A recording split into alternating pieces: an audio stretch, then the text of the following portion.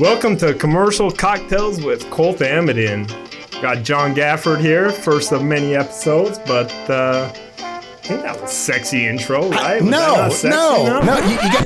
You got to bring the smolder. You got to go through the camera, grab their attention, and have them just coming at you. I feel like I need let's hear it. How is it? You got to take the cocktail, you tip it up.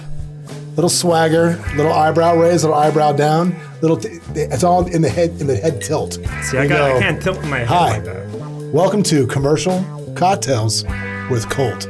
And you just go share. Yeah, one name. You don't go on. So just say Amidan? No, it just says Colt. I think it's unique enough. I can't tilt my head like that. I don't have the hair that you have. You gotta go head tilt. You gotta go head tilt. So what? So tell them about you. Tell them about. Now I'm hosting. Now you host. Yeah. Tell them about your show. You know what, guys? We just get a lot of people wanting to know about commercial real estate, especially during COVID and these crazy times, and it's just uncertainty.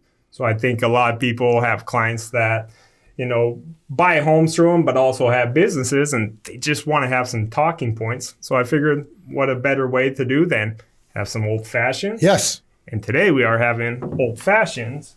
Sponsored by? Proof. Pumpkin Spice.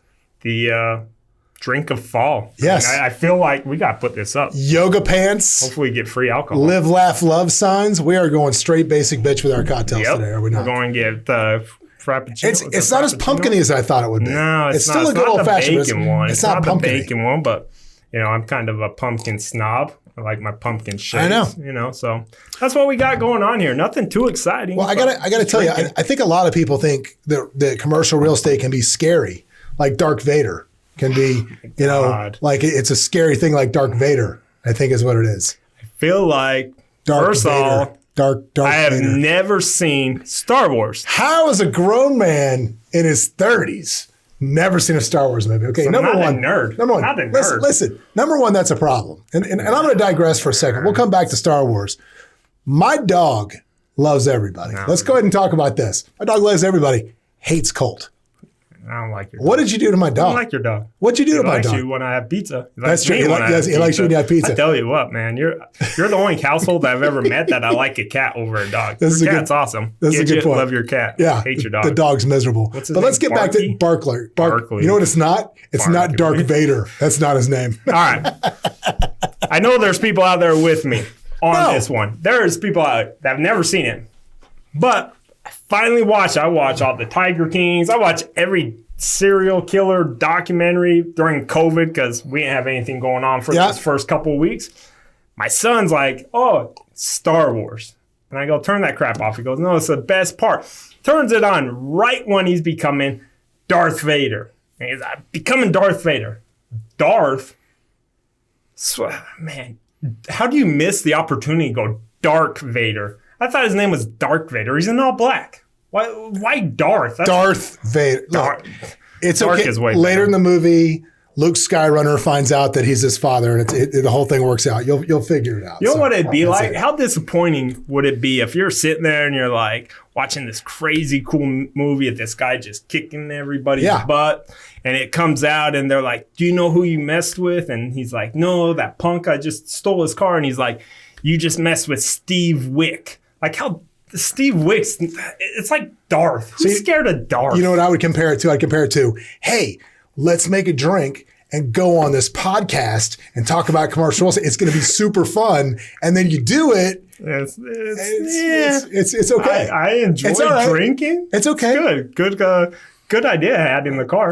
In the car was a great idea. Maybe not execution. So what is going on with the commercial real estate? What's going on with commercial? What do I need to know, Cole? Well, there's a lot of stuff that we don't know the effects from. It's just way too early. But I think that everybody assumed it was going to get so ugly and so ugly quick. But it's funny, like you take the retail sector and, of course you've lost a lot of retail, but those guys were on their way out before this COVID. I mean, there's people that, perfect example, I was talking to a broker in town. He goes, I walked into my shop on one of my properties.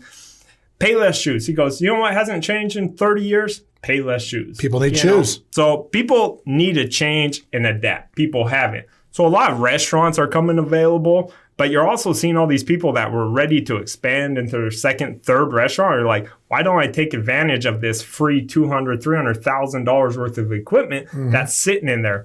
So I think, you're definitely going to see a little bit of a hiccup, but I don't think it's going to be as much as people assume or think because I hear all these crazy stories on the news. So I think retail, you'll see some stuff, but there's still a lot of people, all these developers still trying to buy. They're still moving forward. The interesting thing is I went through Office the other day and one was a sublease. I'm like, you're getting a lot of these calls? And they said, no, actually, the other one you want to see got taken up by the unit next to them. So you're getting people downsizing, but you're also getting people expanding because they said, we need more social distancing. So they picked up another 4,000 square feet. So you might be losing some people, but you're also gaining some people. So, it's untold now what's going to happen. Just like this podcast or this show. Who knows? Who knows where the hell this is going? This could be episode 1 and the finale. Pilot. It's the pilot and finale. We could be like friends. Or this time next year, you could be rich from this. I could be like Joe Rogan. You could be